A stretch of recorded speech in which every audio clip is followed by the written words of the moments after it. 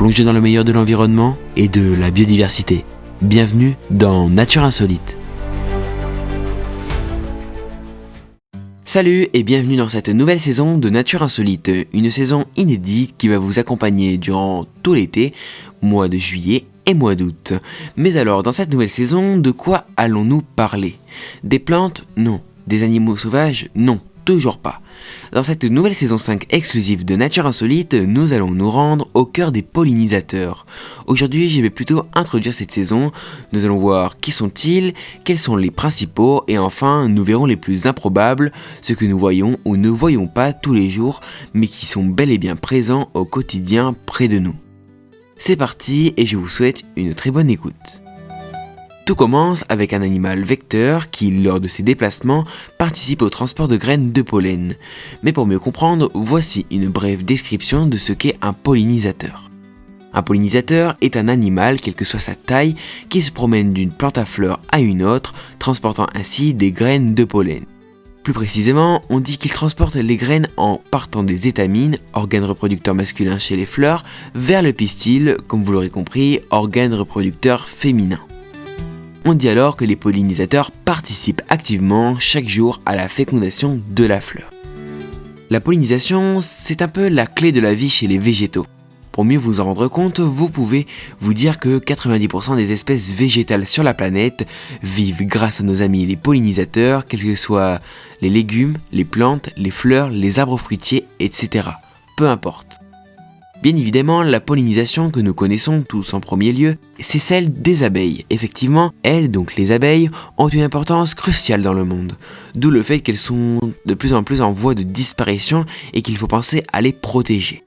Cependant, comme j'étais justement en train de vous le dire, justement avant, les pollinisateurs, abeilles et autres ne se limitent pas qu'aux plantes à fleurs. Au contraire, nous avons tendance à retrouver de plus en plus de plantes sans fleurs, pour le coup, qui sont bel et bien pollinisées de manière régulière, comme par exemple le cycas, qui est une plante arborescente munie de feuilles vertes, un peu dans le style des feuilles de palmier, et bien sûr, très important, une plante de climat très chaud, donc qui vit dans les pays souvent envahis par la sécheresse. En grande partie, la pollinisation permet d'assurer une biodiversité essentielle à nos systèmes et à notre environnement. Donc en revenant à nos moutons, enfin non, plutôt à nos pollinisateurs, si nous connaissons davantage les abeilles, je vous assure que ce ne sont pas les seuls. Les pollinisateurs, il y en a des milliers et des milliers qui existent tout autour du globe. Mais vous avez raison sur le point, les principaux sont les hyménoptères, il s'agit des abeilles, fourmis, guêpes et bien d'autres encore. Ensuite, il y a les diptères qui sont cette fois les mouches, moucherons ou même encore les moustiques.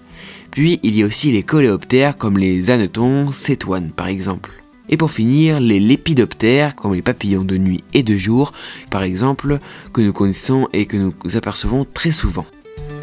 Encore en début d'épisode, je vous ai parlé des espèces en voie de disparition et en particulier des pollinisateurs comme les abeilles puisque c'est le thème de notre nouvelle saison. Et bien là tout de suite je vais aborder avec vous le sujet plus en détail. Déjà, pour participer durablement à leur survie, vous devez vous assurer de posséder un habitat pour eux.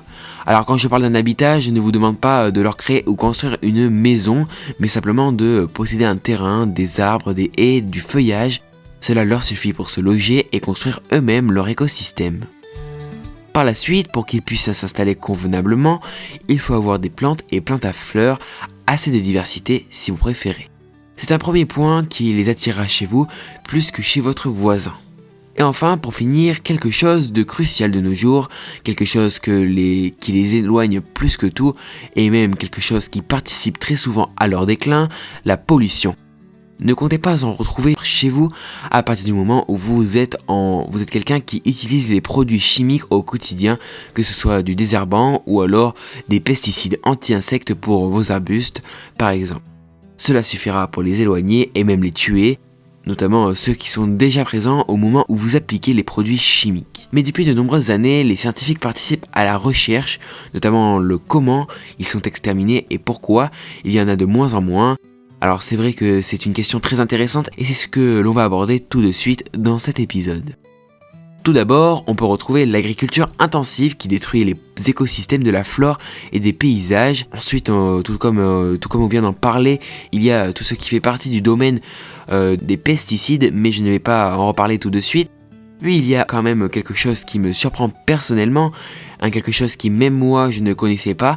Il s'agit de l'artificialisation des sols qui notamment détruit les habitats, la qualité des cultures, comme par exemple le nombre de fleurs à butiner. Et ensuite, on peut également retrouver des changements de température extrêmes, surtout de nos temps actuels. Avant de terminer cet épisode, je vous invite à découvrir les quelques pollinisateurs les plus improbables. Alors tout d'abord, il y a l'abeille noire. Il s'agit d'une abeille rustique qui résiste très bien à l'hiver et à de nombreuses maladies. C'est une espèce d'origine africaine. Elle possède un abdomen velu avec de longs poils. Son abdomen est rond, volumineux, large et court. Vous la retrouverez en Europe, donc dans de nombreuses régions. À noter qu'elle est très peu agressive. Ensuite, un pollinisateur qui cette fois ne vole pas, non, il s'agit en réalité d'une sorte de lézard, le 5 de Noronha. On le retrouve principalement sur l'archipel Fernando de Noronha, au large de la côte nord-est du Brésil. Il est plutôt de couleur sombre avec quelques points clairs. Voilà, c'est tout pour cet épisode. Je vous remercie de m'avoir suivi et je vous retrouve dès samedi pour la seconde édition de notre saison 5 au cœur des pollinisateurs. Je vous remercie de votre fidélité. Pour retrouver tous nos épisodes et toutes nos saisons, rendez-vous sur www.nature-insolite.fr. Vous en découvrirez davantage sur notre podcast. Je vous remercie de votre fidélité et à bientôt. Ciao ciao.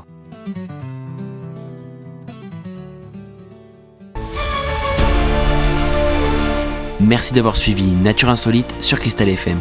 Pour retrouver l'intégralité de l'émission en replay, rendez-vous sur www.nature-insolite.fr. A très bientôt pour de nouvelles découvertes.